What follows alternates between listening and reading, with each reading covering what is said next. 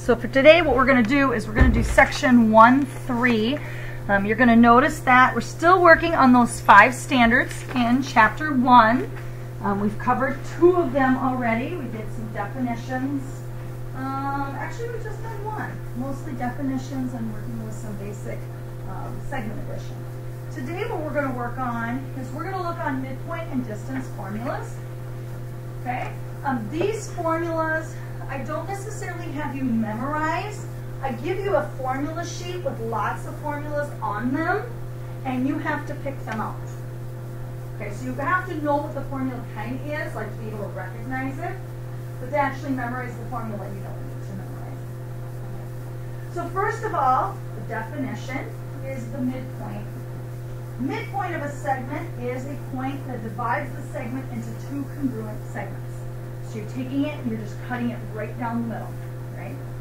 A segment bisector is the point, ray, line segment, or plane that intersects the segment at its midpoint. So for example, let's take a look at this. It says y is the midpoint of the line segment xz. Oh, wait. This is an example. Go back up here. I want to take a look at what this is. So if I'm taking a look at specifically this, okay, this right here, this M, this is the midpoint.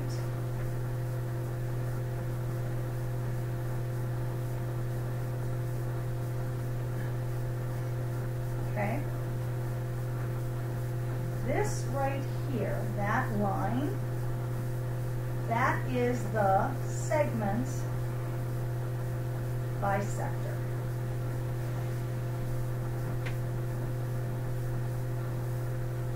And it makes sense because AB is a line segment, correct? It has a beginning and it has an end. A and B are either the beginning or the end. The midpoint is the middle, and that line T cut that segment in half. So think of it as maybe a long tube of salami, okay? You're going to take a knife and you're going to cut it right down the middle. Okay, so the knife would be the segment bisector, the salami is the segment, and then the point would be where it cuts that salami. Okay, so if you think of it kind of that way, it makes it a little easier. All right, now let's take a look at that example. It says y is the midpoint of line segment xz. The length of the line segment xz is 40.5 inches. How long is the line segment xz?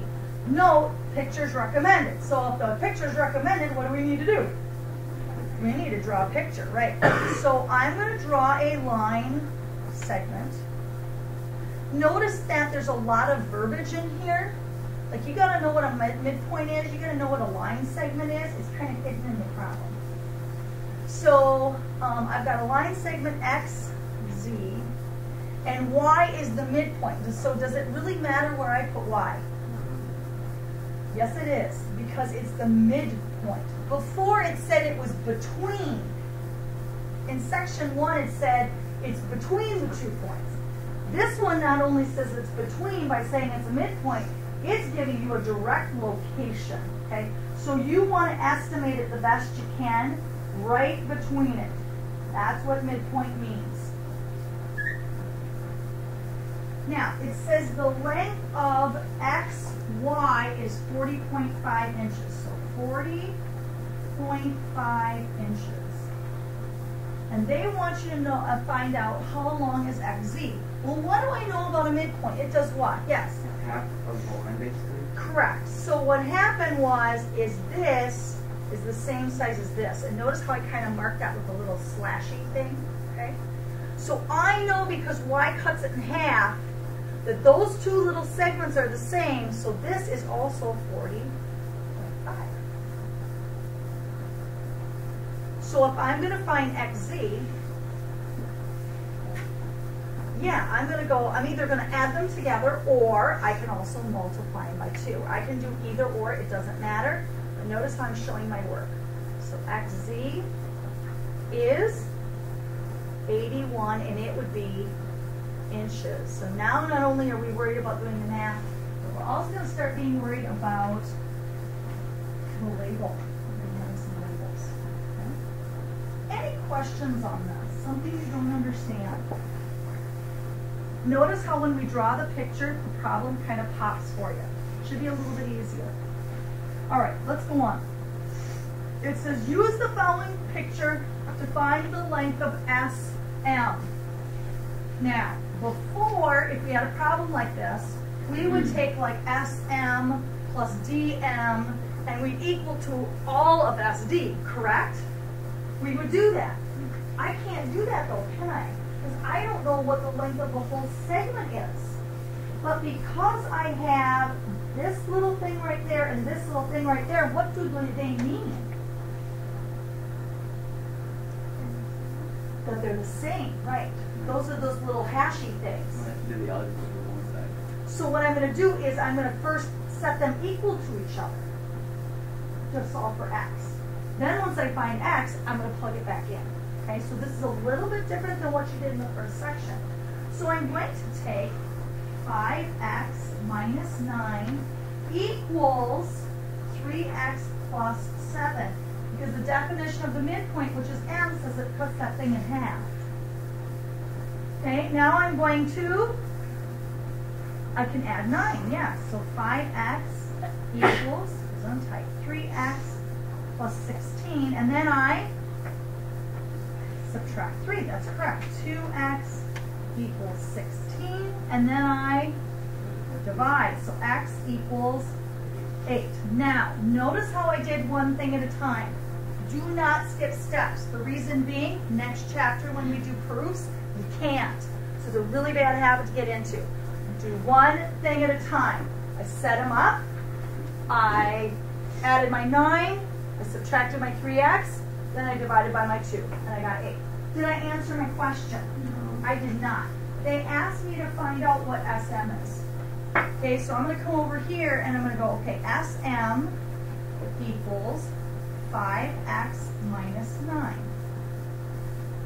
SM equals 5 times 8 minus 9. SM equals 40, very good. 40 minus 9. SM equals 31, and I'm going to go units. So I don't know if it's inches or centimeters or whatever.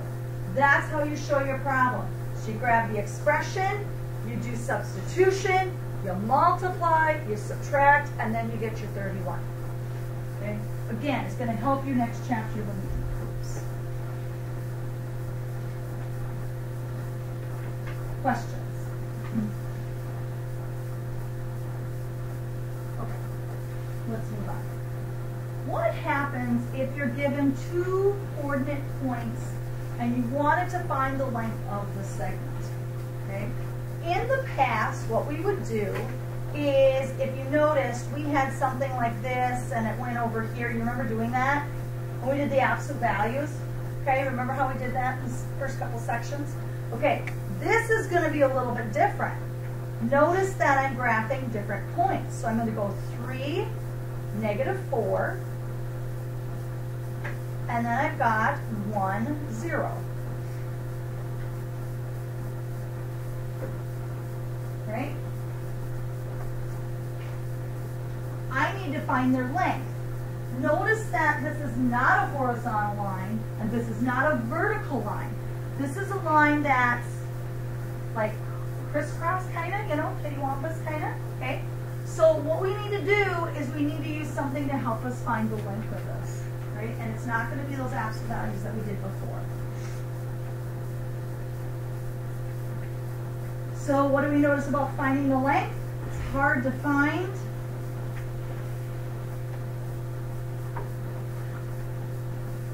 When the line segment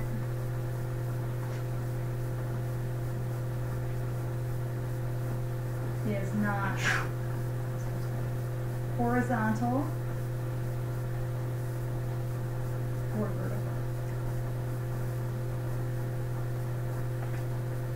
So this is something that would be good to put on your mind map. This would be something that would be good to remember for your test, okay? And it's a little bit different. So we are given the distance formula to help us with situations like this. We don't need to draw a graph or plot points to find their lengths. We're going to actually use a formula. Okay, so let's take those points down here again. The first one was 3, negative 4. And the second was 1, 0.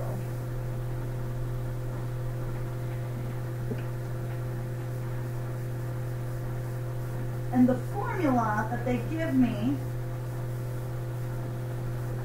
they got a square root sign. Now that the top has to go all the way over. Don't cut it short, okay? And this is what the formula says. It's parentheses x2. It's not squared. The 2 is down below. So x2 minus x1 in parentheses squared plus y2 minus y1 in parentheses squared. Kind of looks like slope when you did slope in algebra. Kind of does. Yeah, so I'm going to label this point 1, and it doesn't matter what you label point 1 or point 2, it really doesn't. I'm going to label the other one point 2. And I'm going to label them like you did with slope back in algebra. I'm going to go, this is x1, y1, x2, y2. Remember that a little bit from slope? Yeah? If you label it, you're less apt to make a mistake. I'm not saying you have to label those points, but I am going to tell you that most of the time, if you label it, like 99% of the time, if you label it, you won't make a mistake. It's kids that don't label it and they start grabbing numbers and they're, oh man, I grabbed the wrong number. Okay? So now we're going to use this formula. I'm going to follow it like a road map. So I'm going to go square root, parentheses. What's my x2? It's 1, and then minus, what's my x1? 3. Parentheses squared. Again, the formula will be on a formula sheet, so it's not going to be really difficult. Plus, parentheses, what's y2? 0 minus, what's y1? Negative 4 squared. Okay, now let's do some math. Still got my square root. What's 1 minus 3? It's negative 2 in parentheses squared, and you must have the parentheses. If you don't, it will be wrong. So make sure that you have it in there. Okay, now when I have 0 minus a negative 4, I'm going to add them. That's right. So chop, chop. So then I end up with 4 squared, right? We okay? All right, now let's keep going. Square root. What's negative 2 in parentheses squared? 4. It is 4. Plus, what's 4 squared? 16. Keep going. Square root of 20. Okay, that's not a perfect square, so you're going to need your calculator. Go ahead and grab it. Take the square root of 20. You'll notice that you're going to start using your calculator more in here. Let's round to the nearest 10. So what's the square root of 20? If you don't remember how to do it, you take your second key, it's up at the top. It's blue, or it could be white if you have a different calculator.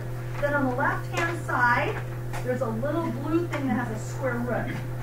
It's like, I don't know, 1, 2, 3, 4, 5, 6 buttons down. And then put in 20, and then push equals. What do you guys get? Round to the nearest 10. 4.5. Very good, and it's units. Sometimes they'll round to the nearest 100th. Sometimes they'll do it to the nearest 10th.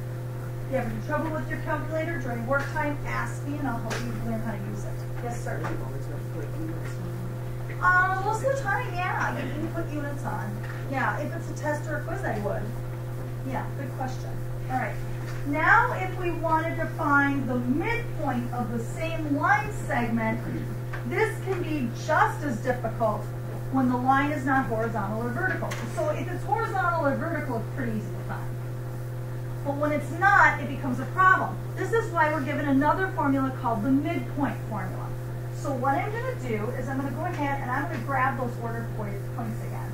I'm going to go 3, comma, negative 4. And I'm going to grab the other ordered pair, which was 1, comma, 0. Again, I'm going to grab my x1, y1, x2, y2. And again, I just do that because I find it easier when I'm doing my formulas. Okay, now, to find the midpoint, I'm finding a location. So this is more location. The other one was distance. This is location. So you're finding something different. Some kids get these confused. Here's the formula. Okay, big parenthesis. You have a fraction bar. It is x1 plus x2, excuse me, over 2. Excuse me. Then, notice you have a comma. It's really important because you're finding a location. Then, you're going to do another fraction bar. y1 plus y2 over 2. So really what you're finding an ordered pair. Okay? So you just got to make sure you grab the right formula. All right, we're going to move down now. Okay, parentheses, what's x1? 3 plus, what's x2? Over 2, comma, y1 is negative 4 plus 0 over 2, parenthesis. Very good. Keep going. Parenthesis, 3 plus 1 is 4 over 2, comma, numerator, negative 4 over 2. Very good. Keep going. What's 4 divided by 2? 2. What's negative 4 divided by 2? Negative 2. This is the midpoint. It's the location where this line segment, go back, this is where that line segment is. The midpoint. Now, yeah, you can kind of guess. I get that. If you know anything about slope, you can kind of figure that out. You can eyeball it. But when they get really big, or you're doing your ACT, are you going to have the time to sit there and graph this and try to figure it out? You are not. You need to know this formula. You need to take it and do it. Okay? So that's kind of why I'm showing you how to do it. Yes, it's easy to see this and do it, but on your ACT, you're not going to sit and graph this thing. You just got to know how to use the formula. Okay? Any questions on this that I can answer for you? Kids flip-flop this all the time. Think distance is how long it is. Think midpoint is location as an ordered pair. All right, that's all I got for you today. Let's go ahead then and take a look at your assignment.